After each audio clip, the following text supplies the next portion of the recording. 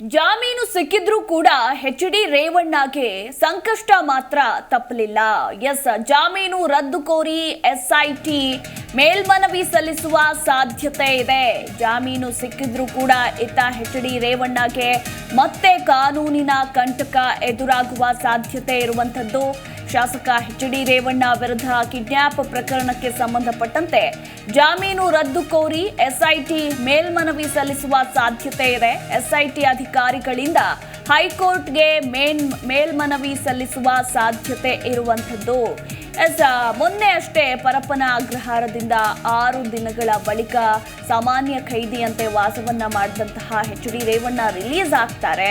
ಈಗ ರಿಲೀಸ್ ಆಗಿದ್ರೂ ಕೂಡ ಕಾನೂನಿನ ಕಂಟಕ ಮತ್ತೆ ಎದುರಾಗುವ ಸಾಧ್ಯತೆ ಕಂಡು ಬರ್ತಾ ಇದೆ. ಜಾಮೀನು ರದ್ದು ಕೋರಿ ಎಸ್ಐಟಿ ಅಧಿಕಾರಿಗಳು ಮೇಲ್ಮನವಿಗೆ ಸಲ್ಲಿಸುವ ಸಾಧ್ಯತೆ ಇದೆ ಅನ್ನೋದರ ಕುರಿತಾಗಿ ಮಾಹಿತಿ ಕೂಡ ಸಿಕ್ಕಿರುವಂತದ್ದು. ಈಗಾಗಲೇ ತನಿಖಾ ಹಂತದಲ್ಲಿ ಸಾಕಷ್ಟು ಎವಿಡೆನ್ಸ್ ಗಳನ್ನ ಕಲೆಕ್ಟ್ ಮಾಡಿದ್ದಾರೆ ಎಸ್ಐಟಿ ಅಧಿಕಾರಿಗಳು. ತನಿಖೆಯನ್ನ ಚುರುಕುಗೊಳಿಸಿದ್ದಾರೆ. ಮತ್ತೊಮ್ಮೆ ವಶಕ್ಕೆ ಪಡೆದು 2ನೇ ಆರೋಪಿ ಸತೀಶ್ ಬಾಬುವಿನ ತೀವ್ರ ವಿಚಾರಣೆ ಕೂಡ ನಡೆದಿರುವಂತದ್ದು. ಇನ್ನು ಮಹಿಳೆಯನ್ನ ಕರೆದುಕೊಂಡು ಹೋಗಿರೋದು ಮೇಲ್ನೋಟಕ್ಕೆ ಪತ್ತೆ ಕೂಡ ಆಗಿದೆ ಅನ್ನೋದರ ಕುರಿತಾಗಿ ಮಾಹಿತಿ ಸಿಕ್ಕಿದೆ.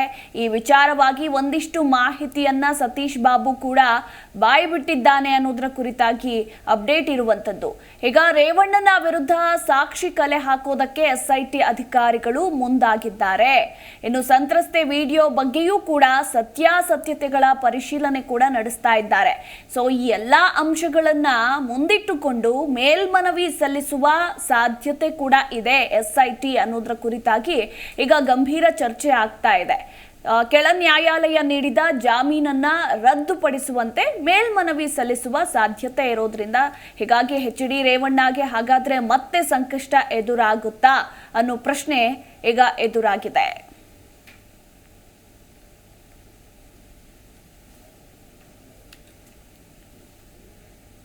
ಇನ್ನು ಈಗಾಗಲೇ ಕಾನೂನು ಹೋರಾಟದ ಕುರಿತಾಗಿ ವಕೀಲರ ಜೊತೆ ಗಂಭೀರವಾಗಿ ಚರ್ಚೆಗಳನ್ನು ಕೂಡ ನಡೆಸ್ತಾ ಇದ್ದಾರೆ H D. Revanna.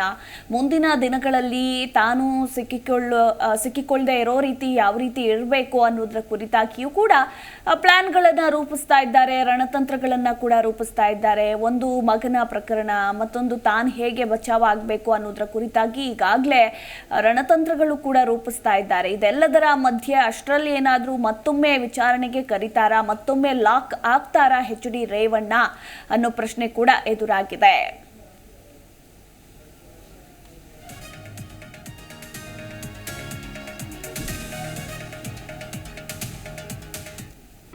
G Kannada news ಈಗ ನಿಮ್ಮ ಮನೆಯಲ್ಲೇ ನೋಡಿ.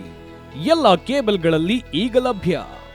ಸನ್ direct 292, Jio TV 1334, U digital 162, city cable 51, GTPL 17, Abhishek cables 821, rock line telecommunication 51, Shri Basaveshwara number 60, Vinayaka digital number 53, in digital number 896ರಲ್ಲಿ ನಿಮ್ಮಿಸ್ತದ ಜಿ ಕನ್ನಡ ನ್ಯೂಸ್ ನೋಡಿ ಆನಂದಿಸಿ.